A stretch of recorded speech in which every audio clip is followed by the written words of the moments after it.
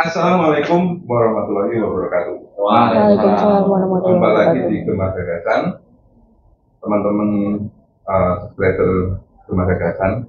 Kali ini bersama saya David Giaji dan rekan saya Puji Hartono. Kita kali ini kita kali ini kedatangan tamu dari UTD PNI, Unit Transfusi Darah PNI Banjarnegara. Mas Uci barangkali bisa dikenalkan ini. Iya, ini kita sekarang kedatangan tamu. Kita akan bertanya-tanya terkait dengan itu ya, kaitannya dengan apa namanya, donor darah dan lain-lain nih. Makanya kita langsung mendatangkan langsung ini. Ini ada mungkin digunakan dari siapa dari dulu? Ya, saya Dr. Syarah Mutia Dewi, Kepala Unit Transfusi Darah PMI Banjarnegara. Ya, Syarah. Shin. Panggilannya? Syarah. Syarah. Ketiknya 3. Syarah. Iya. Kalau yang ini siapa coba yang ini? Saya Alwan sebagai staf PMI Banjarnegara. Dipanggilnya Alwan aja. Alwan. Nggak pakai aja. Nggak pakai aja. Alwan. Kadang Alwan wengi lah. Iya. Jadi kemarin itu aku melihat di status banyak banget status, ada yang pasang status pesawat kertas. Pesawat kertas terus nempel di mana-mana, terus ada pengumuman tuh ini ada pengumuman dari PMI Hari Donor Darah Sedunia apa ya kalau nggak salah.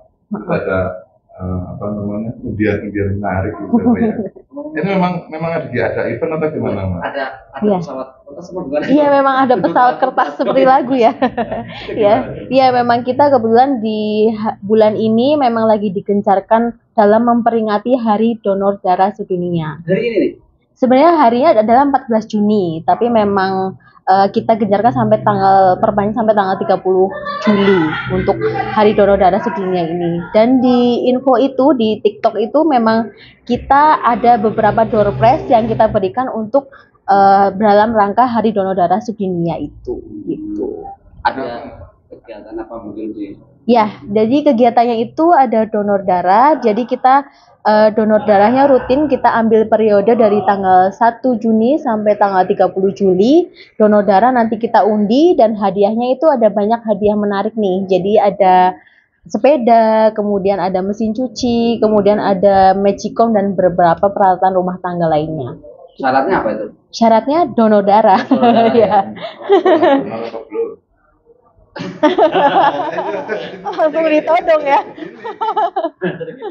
Kita itu ya kalau digigit nyamuk itu kan diambil darahnya sama nyamuk. Oh iya. Itu kesel banget. Gimana kalau sekantong? Diambil darahnya sama nyamuk gatal.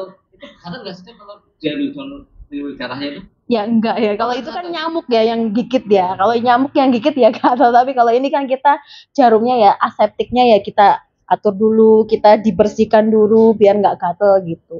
Gitu. Tapi kalau nyamuk aja gatal, sedikit nih. Ini bakal gatal banget, bentol-bentol. Ada juga yang takut gini, kalau udah ditusuk dan udah keluar itu takutnya nggak nutup lagi. Langsung buka terus dia ngucur terus. Ya enggak, nanti kan kita ditusuk kan hanya berapa mili ya jarum itu kan. Nanti ya pasti kalau daya tahan tubuhnya, faktor trombositnya dari tubuh mereka yang didonor itu bagus, pasti penutupannya juga bagus. Sama seperti kalau lecet kan pasti langsung nutup juga gitu. Gitu. Iya. Yang diambil berapa sih? Apa jumlahnya? Liter apa sih jumlahnya? cc ya, 5 mililiter ya. Jadi 350 kalau yang donor darah biasa, kalau yang donor darah aferesis kayak gitu lah beda pakai yang alat ya itu 450 cc. Tapi kalau kita 350 cc. Ini kan aku lagi agak gemukan. Oh iya. Iya enggak lagi memang. Kayak saya ya. Saya juga. Itu konon kalau rajin rutin donor itu buat badan malah bikin fit, apa benar sih? Langsing apa? Ya bikin langsing. Ya memang sebenarnya memang ada beberapa penelitian di luar negeri itu memang ada yang mengatakan bahwa ketika rutin donor itu sama saja juga menurunkan berat badan gitu. Jadi bisa untuk atur diet juga sih sebenarnya. Cuman kan memang kalau donor darah kita ada jangkanya ya 2 bulan sekali. Jadi 2 minggu sekali. nggak bilang, aduh jangan dong. Nanti kan darahnya belum terbentuk sempurna. Ngikuti masa pembentukan darah di tubuh kita gitu. Apalagi selain mungkin bisa menurunkan itu berat badan, ada manfaat apa lagi ketika ada orang mau donor? Sebenarnya manfaatnya apa sih untuk Ya. dia? Manfaatnya ya untuk kesehatan ya. Jadi kan meregenerasi sel darah lagi ya. Jadi semakin darahnya cepat kita keluarkan, pasti kan darah-darah baru akan tumbuh juga. Nah, otomatis kalau darah baru tumbuh, pasti suplai oksigennya yang didapat, yang diolah di tubuh kita juga lebih baru lagi. Dan efeknya kalau oksigennya baru banyak, otomatis juga tubuh kita akan semakin fit. Intinya itu, gitu. Itu ternyata banyak ya manfaatnya ya. Betul. Ya kayak itu loh, kalau Mas Uji punya motor itu kan ada servis Ya. ganti oli, Ganti oli, ya betul. Kan kira-kira motornya pernah ganti oli apa enggak? Sampai berapa puluh tahun? Bukan ganti oli kan kalau masih ada. Iya. Isi ulang oli, habis baru diisi lagi. Sampai habis ya. Sampai tetes terakhir, Mas. Sampai nggak bertetes malah itu.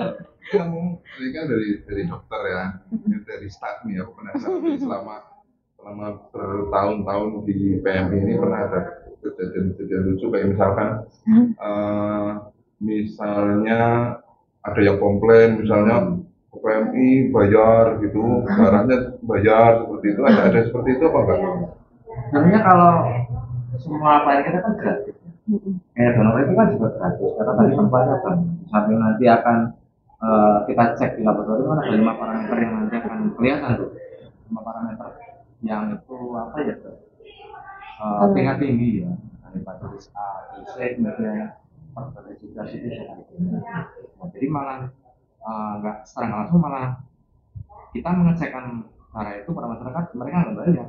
Oh iya, betul. Jadi Daripada Dicek. ceknya di mana-mana dan harus bayar, malah kita cek kan gratis dan itu nanti ada reportingnya dari kami. Iya betul. Kita dampingi itu bagaimana caranya.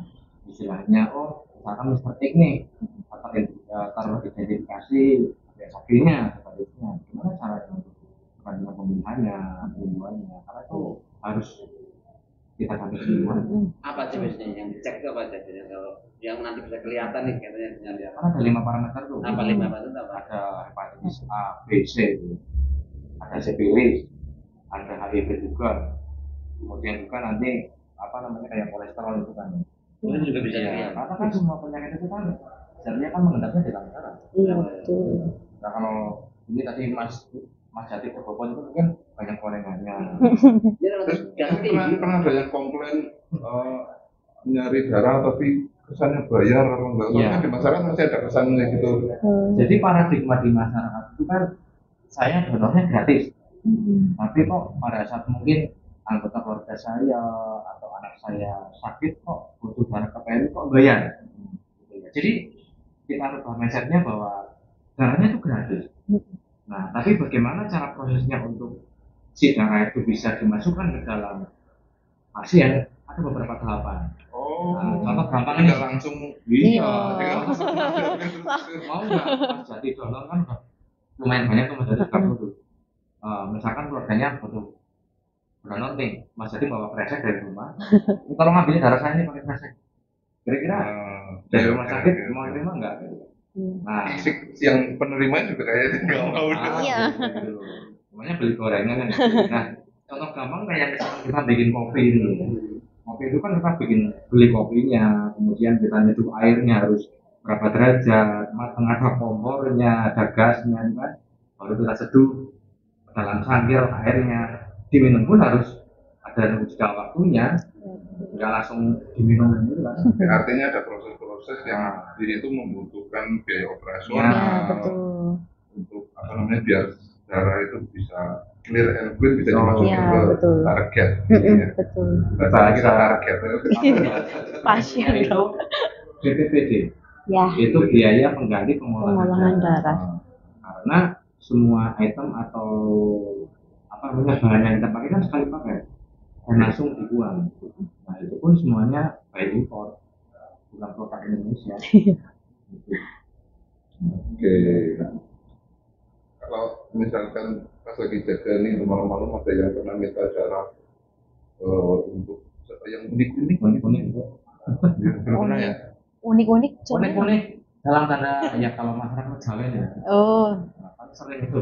Tiba-tiba ada telepon nomor siapa ini gitu kan. Mas saya butuh darah buat ini nih keris saya gitu kan. Dulu pernah beberapa kali seperti itu, tetap kita tidak bisa melayani karena kan setiap regulasi yang keluar dan masuk itu semua tercatat dalam sistem basis. dan itu semuanya terdokumentasi, kemudian tersimpan dengan baik dalam dan benar dan kita perlihatkan semuanya secara baik dan benar ada pak.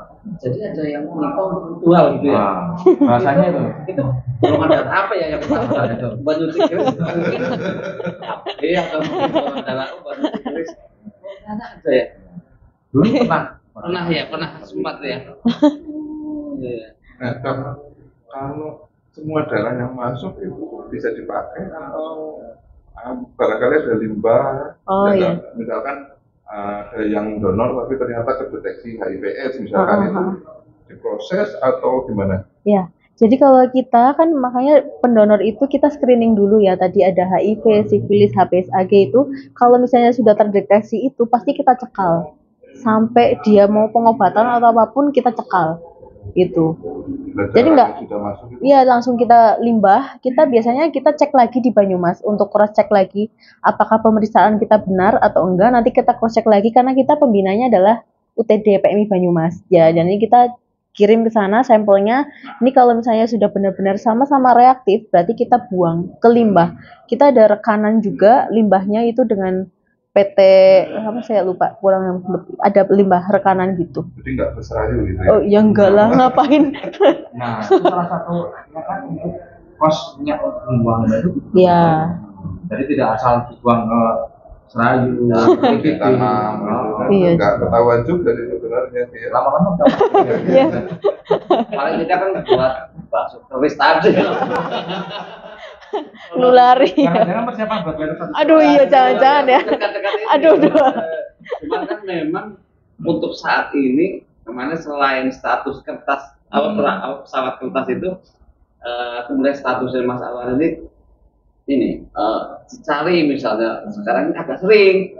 Nah, memang seperti apa sih mungkin kondisi mungkin stok apa nih di PMI ini? Apakah memang lagi kekurangan untuk apa, jenis apa atau seperti apa mungkin? Jadi masalah atau Ya. Kalau secara keseluruhan sih untuk stok kita alhamdulillah selalu aman. Ya. Hanya saja kan kadang-kadang masyarakat itu perlu kita edukasi bahwa darah yang masuk di dalam dari operasikan itu kan satu bag tuh 350 itu bisa kita buat menjadi beberapa komponen. Penyembuhan di pasien tuh di rumah sakit butuhnya tuh apa sih komponennya? Jadi Jadi ada bagian-bagian. Iya, jadi nggak langsung. hanya satu produk itu. Contoh misalkan dia beneran besar nih atau bisa operasi atau kecelakaan, oh butuhnya berarti blood. Oh dia apa namanya? Oh, kalau itu dimasak dulu, diangetin dulu. Enggak. Terus gimana? Darah segar. Iya, ada segar langsung yang utuh. Utuh 4 komponen semuanya Ada. ada. Buat komponen apa itu? Masih PRC, trombosit, eritrosit gitu. Plasma ya. Jadi kadang-kadang kami sering broadcast sistem ya teman-teman media, kemudian ke beberapa admin sosmed tolong bantu untuk saya donor darah B karena kita butuh trombosit. Nah, trombosit itu kan sekarang lagi trennya lagi naik karena kasus demam berdarah. Nah, trombosit itu bisa kita ambil dari si darah itu, kita ambil komponennya yang namanya trombosit. Dan itu harus dari donor darah yang baru diambil. Oh, Itu ya? yang simpenan-simpenan itu nggak Iya. bisa ya? Nggak bisa. Berapa lama itu caranya ngambil sampai gunakan? Si prosesnya Iya. langsung diproses. Langsung. Kalau hot blood itu durasi Hot blood. berapa lama, terus kalau yang trombosit itu berapa lama? Kalau yang hot blood 30 hari ya, 30 hari. Iya. Kalau yang trombosit Expired. 3 hari. Iya, 3 sampai 5 hari. Iya. Makanya ini ya Cepet. butuh Iya, karena memang masa berlakunya pendek dia trombosit. Terus juga ngolahnya itu kita harus hati-hati banget. Kalau untuk ngambil trombosit itu maksimal 12 menit mengambilannya. Jadi kalau udah lebih dari itu kita nggak bisa ngolah trombosit, pasti hasilnya jelek gitu. Tapi memang ada tren kenaikan kaitannya dengan kebutuhan yang trombosit ini. Ya, untuk akhir-akhir ini memang pasti naik terus sih. Memang kebetulan kan banyak demam berdarah ya, jadi memang rumah sakit sering banget minta trombosit gitu. Gitu. Mm-mm. Ada sampai berapa mungkin? Misalnya hari-hari biasa sebelumnya berapa, sekarang ada kenaikan berapa kira-kira? Biasanya kalau bulan yang nggak ada trombosit itu paling 100 ya satu bulan ya. Tapi ini bisa sampai 300. Saya tengok kemarin hanya trombositnya. trombositnya aja. Kalau Mas Uji bertanya kebutuhannya berapa, trombosit nggak bisa diprediksi. Iya, Kadang karena kemarin satu insidental. hari bisa sampai 40, kadang hanya 13, tergantung dari rumah sakit itu si pasien degennya berapa, dan itu harus kita cepat Iya, karena hakikatnya itu diabetes itu lebih banyak daripada kemarin si COVID itu. iya betul. Oh gitu ya. Kalau dari satu pasien DB itu biasanya butuh berapa kantong trombosit itu? Nggak mesti ya, kita tergantung dengan DPJP-nya dari rumah sakitnya, dokter penanggung jawab pasiennya. Biasanya ada satu pasien ada yang minta 4, langsung 8 gitu. Tergantung kondisi jumlah trombosit si pasien itu gitu. Padahal pertengahan kemarin, pertengahan Juni aku liputan udah 300-an sekian. Iya, emang. Mungkin ini Betul. biar teman-teman di rumah PSN-nya pemberantasan Iya. nyamuknya biar Lebih banyak. lagi. Betul. Karena teman-teman media juga tetap minta tolong untuk gencar adu akses tadi ya. Soalnya kan kalau COVID kan cuma nyamuk dewasa. Iya, betul. Jadi harus Yang PSN. umur belum kenal. Iya, Karena kena pelindungan anak. iya. KPAI ya. KPNI. Oh, KPRI. Iya, iya, iya. Oh iya. Nah, makanya untuk mengantisipasi bagaimana caranya kita untuk tidak selalu memenuhi permintaan rumah sakit ya. Misalkan yang biasanya itu permintaan melonjak malah balik. Ini kan usulan kita untuk bagaimana cara menghubungkan, karena semua kan by system ya. Iya. Nah, mungkin kita ngundang orang di atas jam 10 malam kan ya siang. Iya. Makanya yang paling tepat itu kita ada program satu KKN sebelumnya. Nah, kaitannya sama pendonor ini metode-metode untuk apa namanya biar stok darah tetap aman, strategi-strategi selain yang pesawat kertas tadi ya, ada barangkali ada kantong-kantong donor di kecamatan atau desa atau gimana? Ya, kita memang ada di setiap kecamatan. Kita lagi sekarang digencarkan lagi untuk harus minimal ada kelompok donor darah sukarela gitu. Nah, nanti kita memang programnya ada, kita akan pertemuan juga dengan beberapa kecamatan. Nanti untuk setiap kecamatan harus wajib punya kelompok donor darah sukarela gitu. Iya. Kalau kelompok donor darah di banyak negara baik aktif sekarang di atas 90-an. Iya benar. Itu belum yang tematik nih. Iya. Dalam rangka ini Hari dan semuanya HUT. sistem semuanya. Aku setiap hampir setiap 2 bulan sekali kayaknya dapat panggilan Donor ya. Ada Iya, iya, WA iya. sendiri. Iya langsung. SMS ya. Iya Iya, SMS. WA. Nah, ini sebenarnya ada reward nggak sih sebenarnya? Kita sih nggak mengharapkan apa ya, itu biar jadi amal aja lah gitu, sama biar kita sudah sehat. Ya. Tapi sebenarnya dari PMI ada reward nggak sih untuk misalkan pendonor yang usianya sekian atau yang jumlahnya sekian gitu? Iya. Karena ini ngomong-ngomong udah 50-an ini. Oh iya iya. Kode Ini. Mas. Catat. Rewardnya itu karena semua by system ya Mas, jadi nggak mungkin bisa dibohongi ya, karena semua by system. Jadi setiap kali teman-teman itu donor kan langsung terekod di sistem namanya SIM donor tuh. Nah, teman-teman juga bisa install di Android-nya namanya aplikasi donor. Itu semuanya bisa kelihatan. Jadi donornya berapa kali, di mana, nanti jatuh donornya lagi tanggal berapa, bulan apa, itu semuanya sudah ada. Semuanya sudah ada. Nah, rewardnya itu kita ada yang namanya penghargaan, batas penghargaan. Kalau 50 nanti bisa kita jalan-jalan ke gubernuran, dapat piagam dari gubernur, dan apa namanya bisa kopdar dengan seluruh perwakilan donor 50 Jawa Tengah. Nah besok ini penghargaannya bocorannya tanggal 14 Agustus, itu di UIN Salatiga. Nah Kalau yang 75 nanti dapat penghargaan dari PMI pusat. Nah, yang 100 nanti dapatnya dari presiden. Dan itu ada dapat namanya lencana Dharma Bakti. Itu lencana emas ya, itu sama dengan pahlawan nasional. Jadi bisa dipakai dalam seragam dinas itu. Dengan umur sekian berarti saya ada harapan. Iya, ada. Besok ikut keliling ke gubernur. Ya, jadi rewardnya itu di samping nanti ada beberapa reward yang itu kebijakan dari masing-masing wilayah ya. Karena setiap wilayah kan punya kebijakan dan juga dengan kemampuan yang berbeda-beda. Nah, dari reward, misalkan ada yang menerima apa namanya bingkisan, kita ada program pesawat itu tadi itu, nah itu masuk dalam program itu, daripada donor. Oke, Dok. Ini kan karena kita di lapangan ya, Dok. Kita mendengar atau melihat PMI itu kayaknya nggak cuma donor aja, kayak ketika ada bencana PMI di situ, terus ada pengungsian, ada relawan. Beberapa kegiatan PMI apa aja selain fungsi utamanya untuk donor itu? Kalau di kita unitnya itu ada 2 ya. Ada unit markas dan unit transfusi darah. Sebenarnya fokusnya itu 2 itu.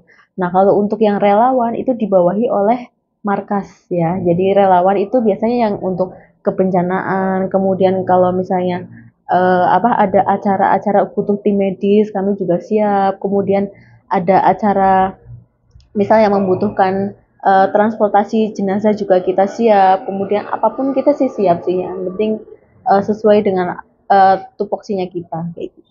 Oke. Ya, artinya nggak cuma sampai pencarian orang hilang. Iya, kita siap. Jadi kalau secara umum itu kan mandatnya kan ada 3.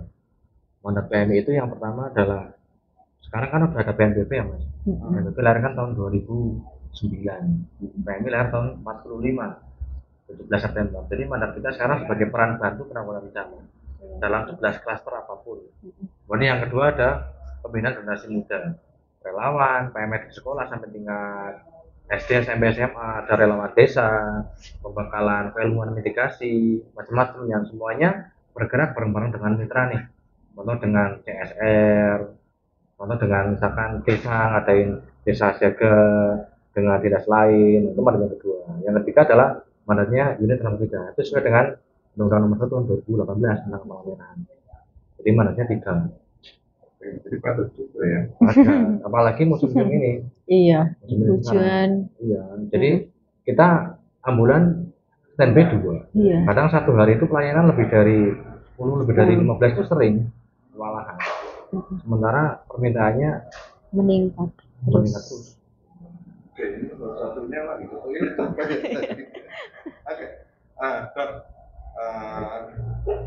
Tadi TP, terus kemudian ada kegiatan relawan juga. Terus, kalau untuk di kalangan generasi muda nih, kan mungkin kan pengen donor tapi takut, terus atau kepengen donor sudah siap mental tapi nggak boleh. Itu kriteria biar boleh donor itu seperti apa itu? Ya.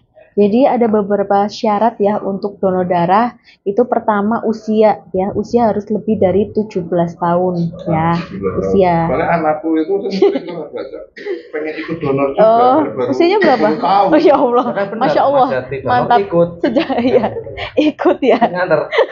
Dia sudah ingin niat donor ya sejak dini, Masya Allah sekali ya. Oh iya. 17 tahun. Kemudian berat badannya minimal 45 kilo ya kalau untuk yang donor darah biasa, tapi kalau avariasi sih 55 kilo.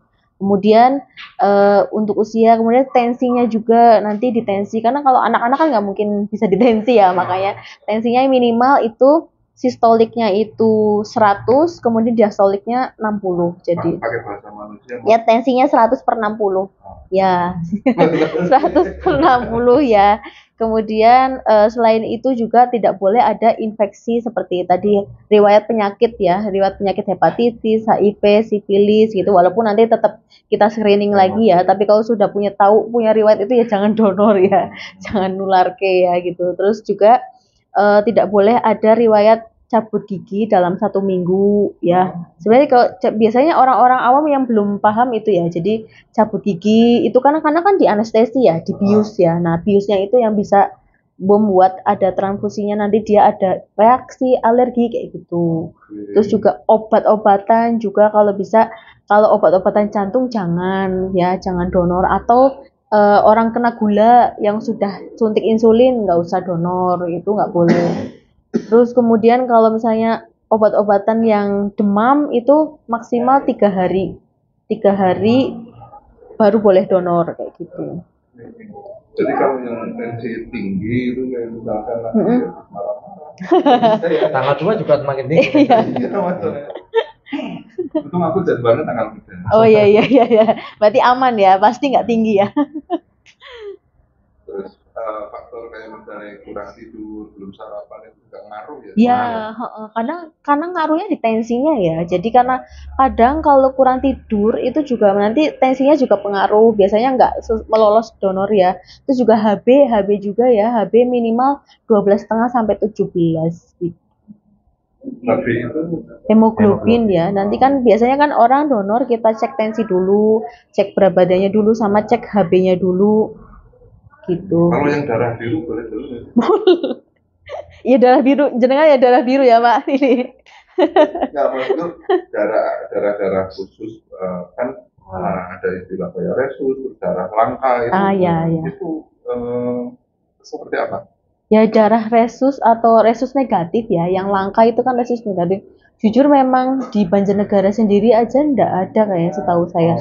Jadi kita kadang kalau ada orang yang sakit dengan resus negatif ya kita koordinasi se-Jawa Tengah ini gitu. AB juga konon masih agak jarang. Ya itu memang secara epidemiologi se-Indonesia juga jarang gitu. Jadi nggak cuma Banjar aja tapi Berarti memang. Mas Jati orang Langka. Oh iya AB ya? Oh iya. Beberapa kali Sendi kondamu nih sama orang. berapa kali dijadwalkan udah di WA, tapi stoknya lagi punya. Iya. Nanti tahan ya. Karena kalau pas lagi langka kita yang kerepotan sih memang. Terutama untuk kayak yang tadi ya, kebutuhan promosi. Iya betul, karena kan expirednya ya cuma 3-5 hari itu. Lebih dari itu pasti trombositnya turun dan nggak bisa didonorin, kan kasihan. Malah nasi cairan tok nanti. Nah dok, kalau dari segi sarana prasarana atau kebutuhan di PMI ini sendiri sudah sesuai standar atau memang ada yang kurang yang seharusnya ada tapi belum ada? Alhamdulillah sejauh ini kita sudah mulai bertahap dan semuanya insya Allah sudah sesuai standar. Jadi dulu memang untuk pemeriksaan email TD itu atau infeksi menular melalui transfusi darah seperti hepatitis gitu, dulu masih pakai rapid ya. Rapid contoh ya yang dicek biasa itu yang biar COVID itu. Tapi alhamdulillah kita sudah punya alat namanya CLIA itu di atasnya itu, dan rumah sakit pun nggak punya gitu. Jadi makanya kita memang betul-betul memeriksa infeksi HIV, sifilis itu harus benar-benar sampai terkecil pun kita harus kedetek gitu. Karena kan takutnya dia bisa menularkan ke orang kan, resikonya di situ. Jadi kita alhamdulillah sudah punya alat itu gitu. Gitu. Kan pernah masuk Mas? Iya Dalam pernah. kemarin. Naik ke atas. Oh iya ya, yang Lihat kliennya bawahnya di belum atas ya. tuh, beberapa alat kita yang Iya, yang besar-besar. yang itu yang istilahnya dari kos masyarakat tuh BPPD itu ya untuk merawat alat itu. Iya betul. Jadi perawatan berkala, kita maintenance, jangan sampai kalau bahasanya tuh mogok gitu kan. Iya. Bahaya banget tuh kalau Iya. setengah jam mogok aja kan. Iya betul. Bahaya. Ya jujur memang dulu pernah ya kita ya, trombosit itu kita alatnya sempat pernah rusak Mas. Pernah rusak, terus apalagi trombosit banyak ya dibutuhkan, ya udah langsung di TL ya alhamdulillah udah bisa. Oke. Jadi seperti itu gambaran kegiatan di TPPMI sampai ke pendampingan pembinaan PMR, parlemen remaja gitu ya. Iya. Kota kecil dengan Iya. kemudian ada transfusi darah, ada relawan juga, terus macam-macam. Nah, tadi ada sedikit kepentingan yang menarik ketika terdeteksi HIV itu ada feedback ke pendonornya apa enggak, atau ditiumkan atau malah Oh, diborong-borong? jangan loh, enggak. Ya kita sama. Jadi ketika ada yang kena hepatitis, HIV maupun sifilis, kita panggil dia, kita surati atau by WA, kita donornya itu dipanggil untuk ketemu dengan saya, dengan dokternya, untuk konsultasi. Nanti kita edukasi, Pak Nyun Sewu, dari hasil pemeriksaan, ternyata ada yang reaktif nih, Bapak, saran saya rujuk ke rumah sakit untuk dicek lagi. Walaupun sebenarnya kadang itu yang beberapa kali itu saya nemukan hasilnya berbeda. Karena ya itu kembali lagi, karena alat kita kan jauh lebih up ya, jauh lebih up daripada yang rumah sakit. Nah, jadi kadang belum kedeteksi nih di rumah sakit ya, tapi tetap kita nanti rujuk ke rumah sakit, nanti kita cross check lagi, biasanya di rapid lagi, terus nanti ditindaklanjuti, nanti diobati. Kebetulan kan saya juga dinasnya di Puskesmas, dan memang saya di Puskesmas Banjarnegara 1 ya, dan kebetulan saya memang pemegang program HIV di Puskesmas, jadi yang PDP ya, jadi kita bisa menangani, mengobati HIV di tempat Puskesmas kita. Jadi saya yang kalau misalnya ada yang positif, pasti saya langsung masukkan ke grup, terus nanti kita dampingi gitu. Karena mereka ini sebenarnya butuh tempat curhat. Ya, betul. Betul. Diberitahu orang yang iya, masih malah ya. Iya, alhamdulillah sih sejauh ini Banjarnegara kebetulan memang yang Banjarnegara itu ya kan yang megang juga Banjarnegara 1 ya. Jadi memang ya alhamdulillah wadahnya tepat lah. Jadi langsung saya konsultasi, mereka konsultasi dengan saya, terus langsung kita dampingi untuk berobat juga. Itu. Oke, Dok, Mas Alwan juga barangkali ada yang mau disampaikan pada masyarakat terkait kegiatan-kegiatan yang ada di PMI, terus barangkali ada materi sosialisasi yang mau disampaikan, untuk silakan. Oke, ya. Ya, oke, dari teman-teman semuanya warga Banjarnegara, monggo silakan untuk donor darah, karena kita kebetulan ada Hari Donor Darah Sedunia. Dalam rangka Hari Donor Darah Sedunia kita ada donor darah rutin dari tanggal 1 Juni, periode 1 Juni sampai 31 Juli. Monggo silakan donor darah, nanti akan ada hadiah menarik nih dari kita. Jadi ada door prize, ada sepeda, kemudian ada mesin cuci, kemudian ada magicom, kemudian dan lain-lain peralatan rumah tangga lainnya. Monggo silakan untuk donor darah di PMI Banjarnegara. Mana itu, Dok, tempatnya? Di Jalan Wangon, Lejen Suprapto, ya. Kelurahan Wangon, ya. Jadi masalah ada Ya, kalau saya lebih meng-up untuk yang generasi muda ya, kayak Mas Jatin, Mas baru 17 tahun ya. Jadi karena angka pendonor di Banjarnegara untuk segmentasi itu masih sangat rendah. Padahal inilah agen kita. Yuk teman-teman yang sudah usia 17 tahun di tingkat sekolah, kita bareng-bareng dengan PMR, dengan pembina, dengan kegiatan yang positif, insya Allah nanti akan lebih sehat tuh. Ikut donor, kita akan berkeliling ke sekolah-sekolah, kita edukasi juga bagaimana manfaatnya, kemudian ini loh bisa tahu ini. Jadi kita lebih menggugah lagi untuk teman-teman yang usia-usia produktif, terutama di usia-usia sekolah tingkat SMA. Jadi untuk mendongkrak di Banjarnegara, karena kalau kita lihat semakin hari itu kebutuhannya semakin meningkat, bukan semakin turun tapi semakin meningkat. Jadi kalau yang usia-usia lanjut ini sudah purna jadi donor darah kan maksimal 60 tahun tuh, kan harus di regenerasi yang muda, gitu kan. Jadi harus tambah seperti itu. Oke, terima kasih sudah stay tune di channel YouTube Kemasagasan. Slogan kalau di PMI itu tes darah kita, selamatkan nyawa mereka. Assalamualaikum warahmatullahi wabarakatuh.